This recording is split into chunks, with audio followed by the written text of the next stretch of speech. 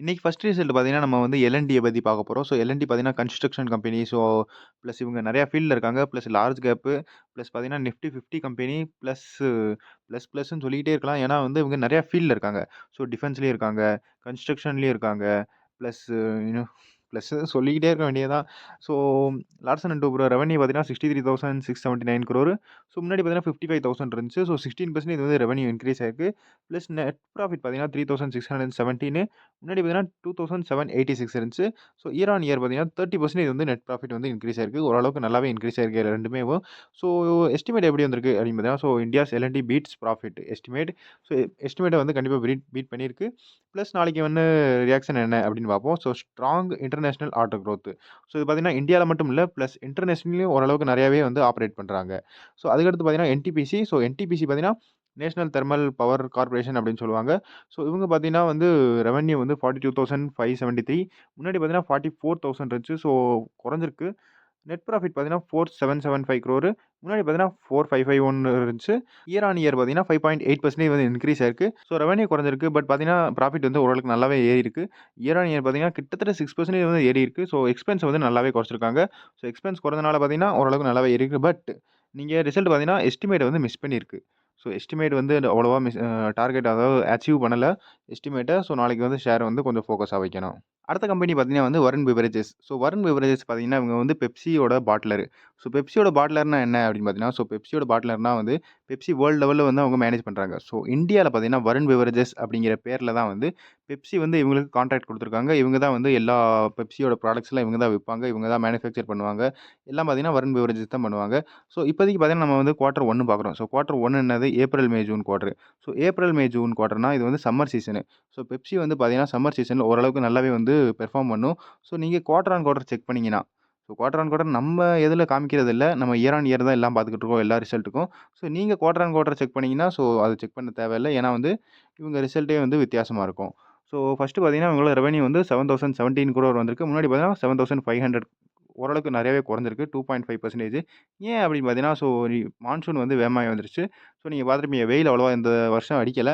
So வெயில் அடிக்காதனால பார்த்தீங்கன்னா, எவ்வளோ குறைஞ்சிருக்குன்னு பாருங்க. கிட்டத்தட்ட 500 crore வந்து குறைஞ்சிருக்கு ரெவென்யூ.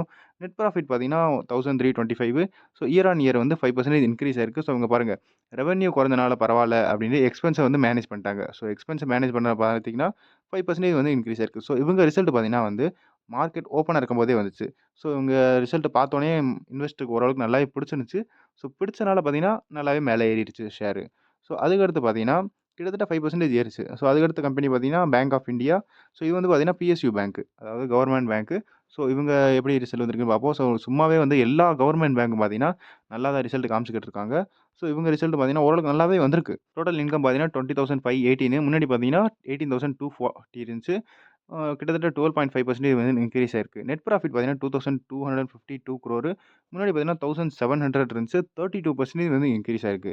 பிளஸ் நம்ம என்ன பார்க்கணும், அசெட் குவாலிட்டியும் பார்க்கணும். So first net interest income பார்த்தீங்கன்னா, நெட் இன்ட்ரெஸ்ட் இன்கம் மட்டும் குறைஞ்சிருக்கு, அடி வாங்கியிருக்கு.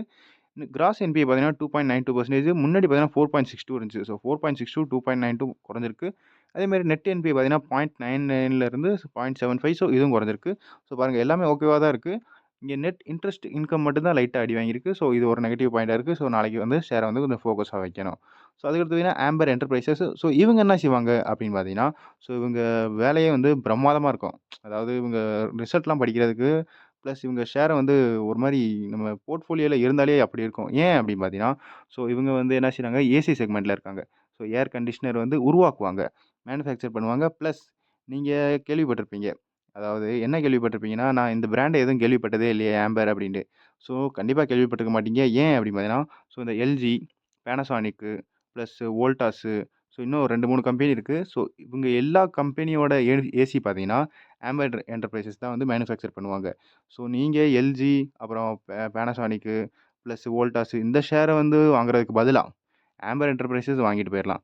ஏன்னா, இவங்க தான் எல்லா வேலையும் பார்க்குறாங்க. ஸோ இவங்களுக்கு ஓரளவுக்கு கொஞ்சம் ப்ளஸ் பாயிண்ட் அப்படின்னு வைக்கலாம். பட் நீங்க தான் கொஞ்சம் ஃபோக்கஸா இருக்கணும். அதாவது இவங்களோட கான்ட்ராக்ட் முடிஞ்சுச்சுன்னா, அப்புறம் எல்ஜி, அப்புறம் பேனசோனிக், அப்புறம் வோல்டாஸ் எல்லா கம்பெனியும் பார்த்தீங்கன்னா, வேற இடத்துல போனாலும் போவாங்க.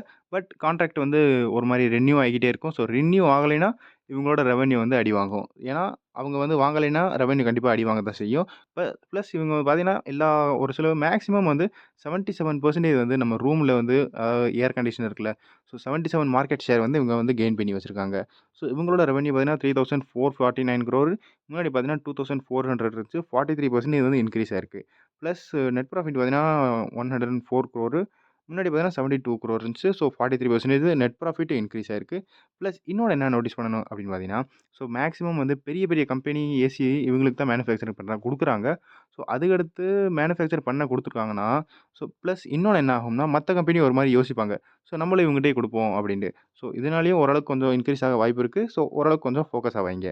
ஸோ அதுக்கடுத்து பார்த்தீங்கன்னா, இவங்களோட ரிசல்ட் பார்த்தீங்கன்னா, மார்க்கெட் ஓப்பனா இருக்கும்போதே வந்துருச்சு. கிட்டத்தட்ட ஒரு 1 பிஎம் கிட்டயே வந்துருச்சு. ஸோ பாருங்க, ரிசல்ட் நல்லா இருந்தனால நல்லா மேலே ஏறிடுச்சு. ஸோ அதுக்கடுத்து பார்த்தீங்கன்னா, V-Guard. ஸோ V-Guardனா நீங்க ஓரளவுக்கு கேள்விப்பட்டிருப்பீங்கன்னு நெனைக்கிறேன். ஸோ ஸ்டெபிலைசர்ல இவங்க வந்து ஃபேமஸா இருப்பாங்க.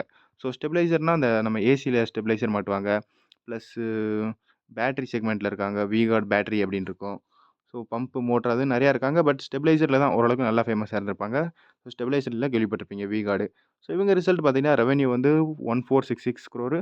முன்னாடி பார்த்தீங்கன்னா, 1477 இருந்துச்சு. 0.7% வந்து டிக்ரீஸ் ஆயிருக்கு. ப்ளஸ் நெட் ப்ராஃபிட் பார்த்தீங்கன்னா 73. முன்னாடி பார்த்தீங்கன்னா, -25% வந்து டிக்ரீஸ் ஆயிருக்கு. எல்லாமே பார்த்தீங்கன்னா, ஓரளவுக்கு டிக்ரீஸ் ஆயிருக்கு. ரெவென்யூ டிக்ரீஸ் ஆயிருக்கு. ப்ராஃபிட்டும் டிக்ரீஸ் ஆயிருக்கு. ப்ளஸ் இவங்க ரிசல்ட் பார்த்தீங்கன்னா, மார்க்கெட் ஓப்பனா இருக்கும்போதே வந்துச்சு. ஸோ இவங்க ரிசல்ட் பாருங்க.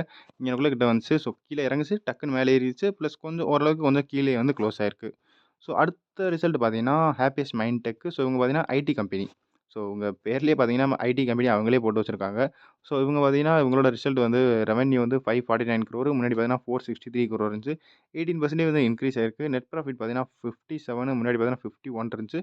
12% விட்டு நெட் ப்ராஃபிட் இன்கிரீஸ் ஆயிருக்கு. ஸோ இவங்களோட ரிசல்ட்டும் பார்த்தீங்கன்னா வந்து மார்க்கெட் ஓப்பனா இருக்கும்போதே வந்துச்சு. கிட்டத்தட்ட 12:30 கிட்ட வந்துச்சுன்னு நெனைக்கிறேன். ஸோ 12:30 கிட்ட வந்தோனே நல்லா மேலே ஏறிருச்சு. அதுக்கடுத்து கொஞ்சம் கீழ வந்து குளோஸ் ஆயிருச்சு. ஸோ அதாவது கிட்டத்தட்ட நம்ம பிப்ரவரி ட்ரேஸ்மெண்ட்ல பார்த்தோம்னா, பிப்ரவரி ட்ரேஸ்மெண்ட்ல வந்து கிட்டத்தட்ட 0.5 கிட்ட தான் குளோஸ் ஆயிருக்கு. ஸோ நாளைக்கு கொஞ்சம் மேல வாய்ப்பு இருக்கு. மேல ஏறுறதுக்கு. ஸோ அதுக்கடுத்து பார்த்தீங்கன்னா, ஏசியன் பெயிண்ட். ஸோ கொஞ்சம் கான்ட்ரோவர்ஷியலான இருக்கிறது. ஸோ பிர்லா ஓப்பஸும், ஏசியன் பெயிண்ட்க்கும் ஓரளவுக்கு கொஞ்சம் சண்டை போய்க்கிட்டு இருக்கு. ஸோ என்ன ரிசல்ட் வருதுன்னு பார்ப்போம். இன்னும் வந்து கேஸ் வந்து காம்படிஷன் கமிஷன் ஆஃப் இந்தியாட்ட வந்து இன்னும் வரல. ஸோ கொஞ்சம் ஃபோக்கஸா வைக்கணும். ஸோ ஓரளவுக்கு கொஞ்சம் நெகட்டிவா வந்துருச்சுன்னா, ஸோ ஷேர் அதுக்கும் விழுக வாய்ப்பு இருக்கு. ஸோ ஏசியன் பெயிண்ட் பார்த்தீங்கன்னா, ரெவென்யூ வந்து 9131 crore.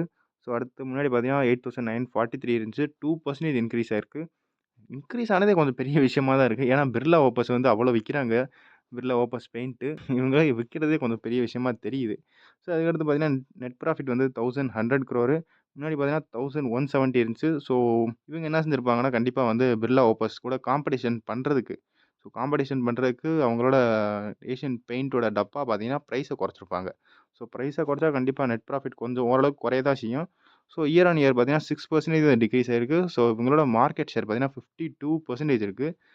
கொஞ்சம் கொஞ்சமா குறையுது. பார்ப்போம் என்ன ஆகுது அப்படின்னு. பிர்லா ஓப்பஸ் அடுத்த வருஷம் கிட்ட எவ்வளோ வராங்க அப்படின்ட்டு. ஸோ இவங்களோட ரிசல்ட் பார்த்தீங்கன்னா, ஓரளவுக்கு கொஞ்சம் மார்க்கெட்டு ஓப்பனா இருக்கும்போதே வந்துச்சு. டக்குன்னு மேலே ஏறிருச்சு. ஸோ இங்கனக்குள்ள மேலே ஏறியிருக்கு. ஸோ பார்ப்போம் வந்து அடுத்து என்ன ஆகுது அப்படின்னு. ஸோ அவ்வளோதான் இந்த வீடியோல. எல்லாம் கவர் பண்ணியாச்சு. ஸோ அடுத்த வீடியோல பார்ப்போம். நான் தான் ஸ்டாக்கர். Good bye.